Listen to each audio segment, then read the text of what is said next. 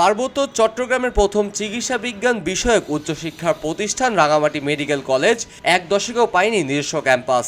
ভাড়া করা ক্যাম্পাসেই চলছে নিজস্ব শ্রেণী কার্যক্রম। নিজস্ব স্থায়ী ক্যাম্পাস না থাকায় শিক্ষক ও শিক্ষার্থীদের আবাসন, শ্রেণীকক্ষ, ল্যাব, লাইব্রেরি সহ চলছে নানা সংকট। তবে কর্তৃপক্ষের কাছে অনুদানের জন্য স্বাস্থ্য মন্ত্রণালয়ে পাঠানো ডিপিপি পরিকল্পনা কমিশন হয়ে একনেকে পাশ হলেই আলোর মুখ দেখবে রাঙামাটি মেডিকেল কলেজের স্থায়ী ক্যাম্পাস, কাটবে নানান সংকটও। পার্বত্য চট্টগ্রামের প্রথম চিকিৎসা বিজ্ঞান বিষয়ক উচ্চশিক্ষার প্রতিষ্ঠান রাঙামাটি মেডিকেল কলেজ 2014 সালে স্থাপিত হলেও নানা বাধা বিপত্তি পেরিয়ে যাত্রা শুরু করেছে 2015 সালের 10 জানুয়ারি। শুরু হয় ইন্টার্নশিপ সহ স্নাতক পর্যায়ের 5 বছর মেয়াদী MBBS শিক্ষা কার্যক্রম। অথচ এক দশক পার হলেও প্রতিষ্ঠানটি পায়নি নিজস্ব ক্যাম্পাস। রাঙামাটি জেনারেল হাসপাতালের করোনারি কেয়ার ইউনিটের ভাড়া করা 5তলা ভবনেই অস্থায়ী ক্যাম্পাসে গত 10 বছর ধরে চালানো হচ্ছে পাঠদান। এতে বহুমুখী সংকটে আছেন 80 জন শিক্ষক এবং 5 ব্যাচের 278 জন শিক্ষার্থী সহ 31 জন ইন্টার্ন চিকিৎসক। বিশেষ করে পর্যাপ্ত টিউটোরিয়াল এবং লেকচার ক্লাস, শিক্ষকদের আবাসন ব্যবস্থা, ল্যাব সরঞ্জাম, টেকনিশিয়ান ও লাইব্রেরি না থাকায় শিক্ষক ও শিক্ষার্থীরা প্রতিনিয়ত পড়ছেন বিড়ম্বনায়। ভাড়া করা 2টি পুরনো বাড়িতে শিক্ষার্থীদের 2টি ছাত্রীবাস ও 3টি ছাত্রাবাস থাকলেও অধ্যক্ষ, শিক্ষক ও কর্মচারীদের আবাসিক কোয়ার্টার নাই নিজস্ব ট্রান্সপোর্ট ব্যবস্থা। এসব নানামুখী সংকটের প্রতিযোগিতামূলক ও মানসম্পন্ন শিক্ষা ব্যবস্থা থেকে বঞ্চিত হচ্ছেন বলে বলছেন শিক্ষার্থীরা। আমাদের 50 জনের জন্যই ছিল, সে অনেক অ্যাকোমোডেশন ছিল, অনেক কমতি ছিল। এখন 75 জন্য সেটা আরও বেড়ে গেছে। আমাদের কোনো টেকনিশিয়ানস নেই, মানে ইনস্ট্রুমেন্টসগুলো অনেক কম, যার কারণে হচ্ছে অন্যান্য মেডিকেলে যেভাবে ওরা প্র্যাকটিস করতে পারছে বা ওরা ওই জিনিসটাতে নিজেকে ডেভেলপ করছে, আমরা সেভাবে পারছি না আমাদের স্কিল ডেভেলপ করতে। অ্যালটমেন্টটা 75 জন করার কারণে আর আমরা ওই জায়গায় আর অ্যাকোমোডেট করতে পারতেছি না।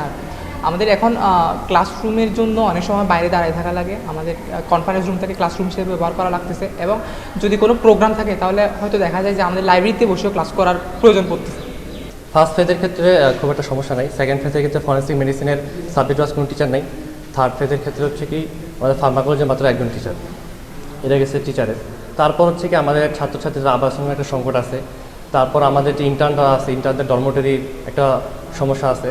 তারপর আমাদের কোনো অডিটোরিয়াম নেই। 75 জনের জন্য যে সিট আর 50 জনের জন্য যে সিট সেটা আসলে সেম রাখা হয়েছে। 75 জন আসার পরেও সিট বাড়ানো হয় না। তো দেখা যায় যে এক্সামের টাইমে যখন আমাদের প্রফেশনাল এক্সামগুলো হয় তখন হচ্ছে মানে সব ব্যাচ একসাথে 2-3টা ব্যাচ হচ্ছে পড়তে হয়।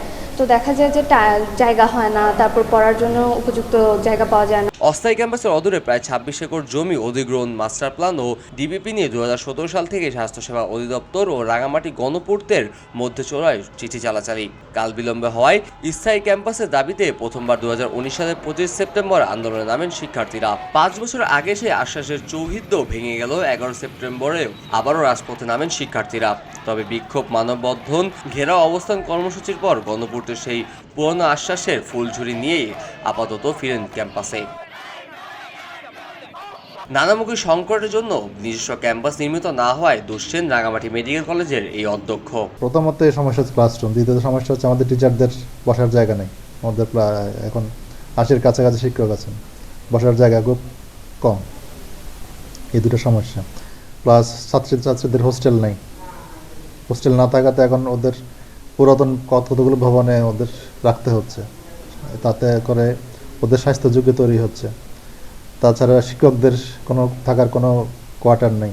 এর আগে ভিবিপি পাঠানো হলেও কিছু সংশোধনী থাকায় ফেরত পাঠানো হয় প্রকল্প মূল্যায়ন কমিটি। ফলে নতুন করে মন্ত্রণালয় সংশোধিত চূড়ান্ত ডিপিপি পাঠানো হয়েছে বলে জানালেন দায়িত্বপ্রাপ্ত গণপূর্ত এই নির্বাহী প্রকৌশলী। গণপূর্তের কাজ হচ্ছে বিল্ডিং কনস্ট্রাকশন করা। এখন আমাদের এখান থেকে আমরা এটুকু বলতে পারি যে এখানকার এলাকাবাসী চিকিৎসা বঞ্চিত হচ্ছে বা মেডিকেল কলেজের ছাত্ররা তাদের ক্যাম্পাস না থাকার কারণে যে শিক্ষা খাতে তাদের ক্ষতিগ্রস্ত হচ্ছে, হল পাচ্ছে না বা পরিবেশ পাচ্ছে না পড়াশোনা, এইটুকু বলা ছাড়া আসলে আমাদের এখান থেকে এই কথাগুলো বেশ কয়েকবার বলা হয়েছে। রাঙামাটি মেডিকেল কলেজ নার্সিং কলেজের স্থাপনা শীর্ষক প্রকল্প ডিপিপি সম্প্রতি পৌঁছেছে স্বাস্থ্য মন্ত্রণালয়ে। সেখান থেকে পরিকল্পনা কমিশন হয়ে একনেকের পাশ হলেই আলোর মুখ দেখবে রাঙামাটি মেডিকেল কলেজের স্থায়ী ক্যাম্পাস। তাই অগ্রাধিকার বিবেচনায় প্রকল্পটি দ্রুত অনুমোদনে সরকারের হস্তক্ষেপ চেয়েছেন শিক্ষক এবং শিক্ষার্থীরা। এলো খবরের কাগজ, নিখাদ, নির্ভীক, নিরপেক্ষ।